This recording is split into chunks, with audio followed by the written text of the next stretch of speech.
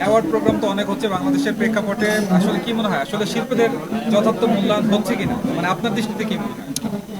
আসলে যেই অ্যাওয়ার্ড সেরেমনিগুলো আমি অ্যাটেন্ড করি তার বাহিরেও অনেক অ্যাওয়ার্ড সেরেমনিতে আমাকে আমন্ত্রণ জানানো হয়, কিন্তু প্রথমেই আমি দেখি যে আমার সাথে গুণী কারা অ্যাওয়ার্ড পাচ্ছেন, কোন ক্যাটাগরিতে কারা অ্যাওয়ার্ড পাচ্ছেন। তো আমার যদি মনে হয় যে না এই জায়গাটায় আমার যাওয়া উচিত, তখনই আমি আসলে ইনভাইটেশনটা রিসিভ করি। এছাড়া আমি দেখছি যে রিসেন্টলি অনেকই অ্যাওয়ার্ড শোগুলো হচ্ছে, এবং এই অ্যাওয়ার্ড শোগুলোর জন্য কিন্তু আমাদের বাকিদেরও অনেকেরই বদনাম হচ্ছে, কারণ এই ধরনের কথা উঠে এসেছে যে টাকার বিনিময়ে নাকি অ্যাওয়ার্ড প্রদান করা হচ্ছে।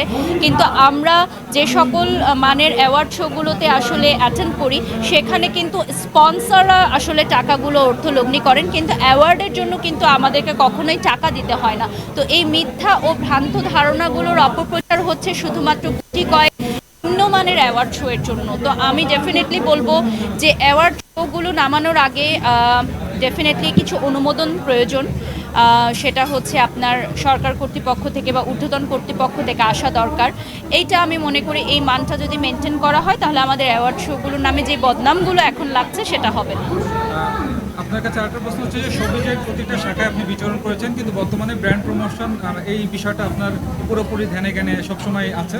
তো আসলে এই ব্র্যান্ড প্রমোটার এই ওয়ার্ডটা থেকে যখন বের হয়ে আসবেন, কোনো না কোনো সময় হয়তো বের হয়ে আসবেন, তখন আপনার আসলে চিন্তা ভাবনা কি, আসলে কোন সেক্টরে কাজ করবেন, সবুজের কোন অঙ্কনে আপনি যেতে চান? আমার যেহেতু প্রোডাকশন হাউস আছে, তো আমি হয়তো স্টাইলিং বা কোরিওগ্রাফি এই সেক্টরটায় যেতে চাই। আমি অলরেডি কিছু কাজ করেছি যেগুলো খুব ভালো সাড়া পেয়েছি। যেহেতু আমি দীর্ঘদিন ধরে শোবিজ ইন্ডাস্ট্রিতে কাজ করেছি এবং ফ্যাশন আমার একটা পার্ট, কারণ যেহেতু ফ্যাশন নিয়ে আমি কাজ করি, তো দেখা যায় যে সেলিব্রিটিদের স্টাইলিং বা কোরিওগ্রাফিটাও অনেক সময় করা হয়ে থাকে। তো ইন ফিউচার হয়তো আমি সেই সেক্টরে কাজ করতে আগ্রহ প্রকাশ করব। ব্র্যান্ড প্রমোটিং তো একটা চ্যালেঞ্জিং কাজ, যেহেতু সবার সরাসরি আপনার সব ভক্ত প্লাস হচ্ছে যারা ক্রেতা বিক্রেতা অনেকেই আছে, সবার সাথেই আপনি ইন্টারাক্ট করছেন। তো সেক্ষেত্রে আপনার অনেক কমেন্ট আছে, অনেক নেগেটিভ কমেন্ট বা পজিটিভ যেটা হোক না কেন, আর নেগেটিভটা কিভাবে গ্রহণ করেন, বা পজিটিভটা তো অবশ্যই ভালো লাগে, নেগেটিভটা কখন আপনি ফেস করেন কিভাবে? নেগেটিভ কমেন্টগুলো আমি অনেক গুরুত্ব সহকারেই আসলে মাথায় রাখি, কারণ তারা আসলে আমাদের ভুলগুলো ধরিয়ে দেয়। আর আমি এখনও শিখছি। আমি মনে করি যে আমি বাড়ির সকল ভুল করতে পারি, আজকে মানুষ মাত্রই ভুল। তো আমাদের ভুলগুলো শুধরে দেওয়াই হচ্ছে অডিয়েন্সদের কাজ। হয়তো অনেক সময় আমার কাছে আমার চোখে আমাকে পারফেক্ট মনে হতে পারে, বাট আরেকজনের মনে হতে পারে যে না, হয়তো আজকে বাড়ির সব রেড লিপস্টিক দিলে ভালো লাগতো। সো আমি সেই কমেন্টটাকে অনেক পজিটিভলি নিই, যে যাই হোক আমি তো এটা দিলেও হয়তো ভালো লাগতো। আর এখন অডিয়েন্স ফ্যাশন সচেতন। আমি মনে করি যে ম্যাঙ্গো পিপল তারাও আমাদের মতোই অনেক ফ্যাশন সচেতন। তো তাদের কাছ থেকেও আমি শিখি। আমি কখনোই নেগেটিভ কমেন্ট দেখলে রাগ হওয়া বা মন খারাপ করা এরকম কিছু করি না। আমি সেটাকেও পজিটিভলি নেই, সাধুবাদ জানাই।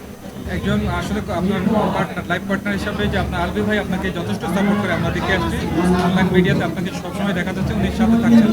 তো সেক্ষেত্রে একজন একজন আর্টিস্টের এই সাপোর্টের জায়গাটা আসলে কতটা গুরুত্বপূর্ণ, আপনি এখন কি মনে করেন? আমি সবসময় মনে করি যে আমি যদি ঘরে শান্তিতে না থাকতে পারি, আমি বাহিরে শান্তিতে কাজ করতে পারবো না। বহু তারকারা কিন্তু ঝরে গেছে তাদের ব্যক্তি জীবনের মানে অধপতনের কারণে, ভুল মানুষের সাথে সম্পর্ক করা। এবং আমি বিগত দিনেও দেখেছেন আপনারা যে অনেক সুপারস্টাররাও কিন্তু তাদের ক্যারিয়ারে মানে যে জায়গায় আসলে তারা থাকতে পারতো, কিন্তু তাদের ব্যক্তি পার্সোনাল লাইফের কারণে হয়তো তারা কাজের প্রতি ফোকাস করতে পারেনি।